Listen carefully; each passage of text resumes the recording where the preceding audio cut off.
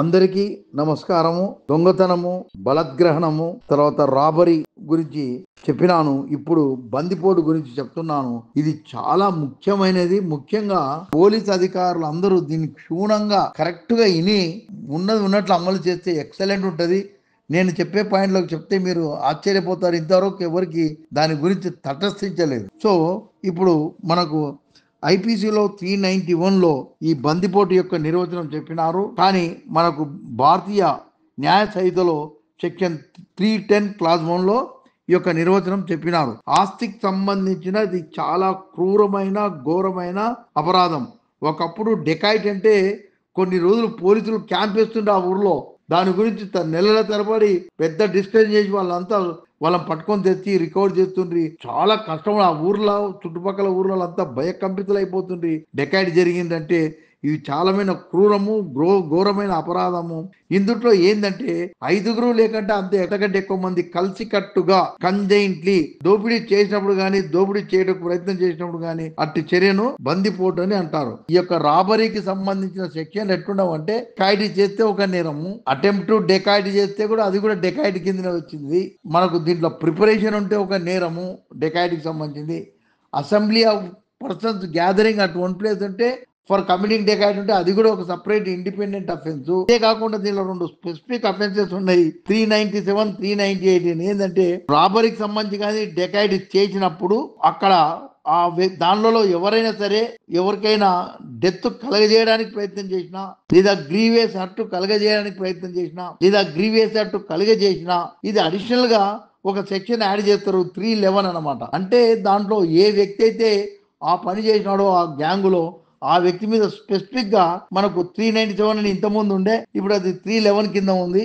ఇంకొకటి 398 అని ఐపీసీ ఒకటి ఉంది ఇంతకుముందు.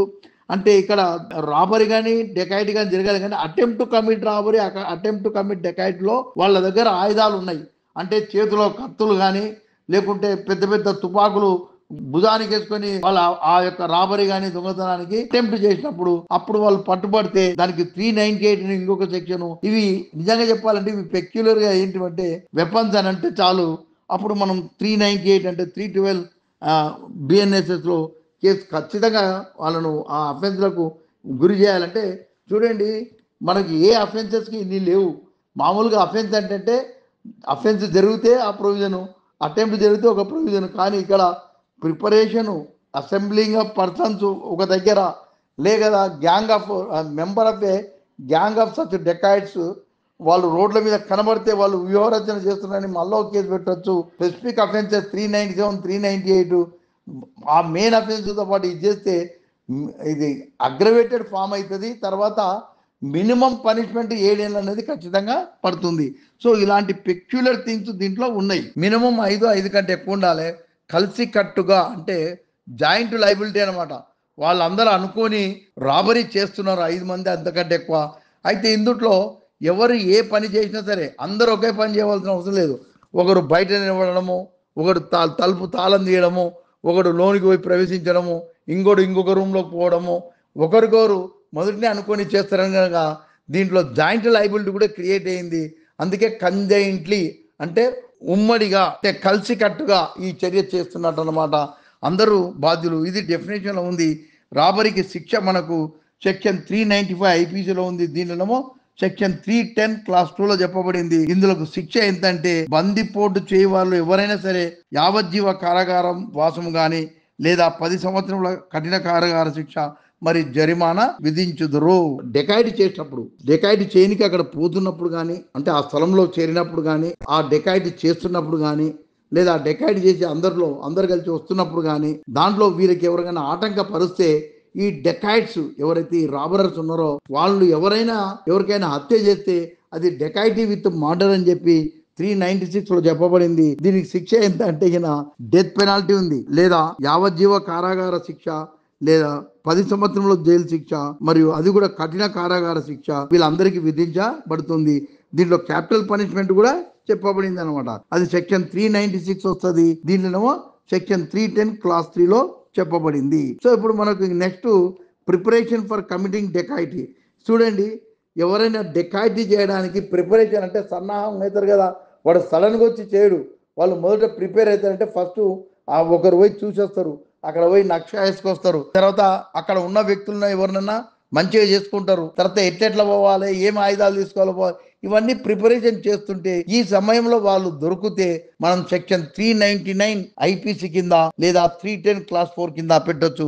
దీనికి కూడా శిక్ష ఎంత ఉందంటే దానికి శిక్ష 10 సంవత్సరాల వరకు కఠిన కారావాసం మరియు జరిమానా. అంటే ఇక్కడ నేరం జరగలేదు, నేర ప్రయత్నం చేయలేదు, కానీ నేరాని కోసం ప్రిపేర్ అవుతుంటే ఒక్కరిని పట్టుకున్న వాడి నుంచి క్లూస్ మొత్తం పట్టుకొని మనం 399 కింద కేసు కడతాము, మిగతా వాళ్ళు ఎక్కడుంటే అక్కడ వాళ్ళను పట్టుకొస్తాము. దానికి సంబంధించిన మ్యాప్లు కానీ వాళ్ళు ఎవరితో మాట్లాడిన సంభాషణలు ఉంటే ఇవన్నీ దాని 399 ఐపీసీ ఎందు జతపరుస్తా ఉన్నమాట సాక్ష్యంగా. అంటే వాళ్ళు సన్నాహము అవుతున్నారని చెప్పడానికి.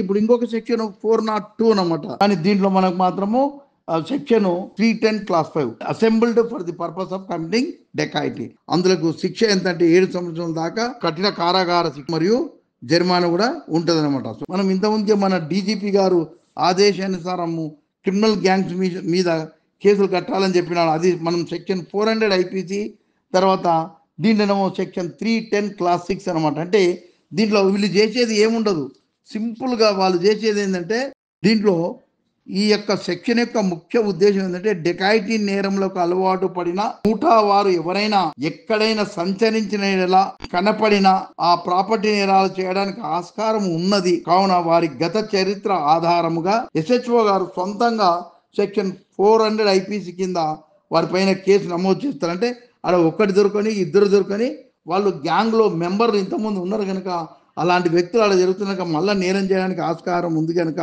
వాళ్ళని పట్టుకొని వచ్చి సోమోటోగా సెక్షన్ 400 ఐపీసీ లేదా ఎవరైనా సాక్షితో దరఖాస్తు తీసుకొని సార్ ఇంతకుముందు వీళ్ళు చేసినారు మళ్ళీ ఇలా కనబడి మేము పట్టుకొచ్చామంటే కూడా ఆ దరఖాస్తు మీద కూడా ఎఫ్ఐఆర్ ఇష్యూ చేయొచ్చు. అది మనం సెక్షన్ 400 ఐపీసీ అవుతుంది, లేదా మనకు ఇప్పుడు కొత్త చట్టం ప్రకారం సెక్షన్ 310 క్లాస్ 6 అనమాట. సో దీనికి ఇందులోకి కావాల్సిన మెటీరియల్ ఏమనగా పాత రికార్డు, ఇంతకు పూర్వం ఒకటి కంటే ఎక్కువ సార్లు కొంత వ్యవధి కాలంలో ఉండాలి. ఎప్పుడో 10 ఏళ్ళది 20 ఏళ్ళది తీసుకొని పెట్టకూడదు. ఇప్పుడు చేస్తున్నాం, మనం పట్టుకున్నాం, వాళ్ళు ఒక ఏడాది 6 నెలలు 2 ఏళ్ళ లోపల ఇలాంటి అపరాధాలు చేసింటే వాళ్ళ మీద తప్పకుండా ఈ యొక్క గ్యాంగ్ ఆఫ్ డెకాయిట్స్ అని సెక్షన్ 400 ఐపీసీ లేదా సెక్షన్ 310 క్లాస్ 6 కింద కేసు బుక్ చేయాలి. ఇందులో శిక్ష ఏంటంటే కింద జీవిత కారాగార వాసము లేదా 10 సంవత్సరాల వరకు కఠిన కారాగార శిక్ష మరియు జరిమానా విధించబడును. 401 ఐపీసీ మనం దీంట్లో మాత్రము 313 బిఎన్ఎస్లో చేస్తాము. అంటే దీంట్లో gang of robbers or gang of committing habitually offences of theft, offences of robbery అనమాట. దాంట్లో సభ్యులై ఉండి అలాంటి వ్యక్తులు కనబడితే మనం 401 ఐపీసీ కింద వస్తుంది. కొత్త చట్టం కింద అయితే బిఎన్ఎస్ కింద అయితే 313 కింద వస్తుంది అనమాట.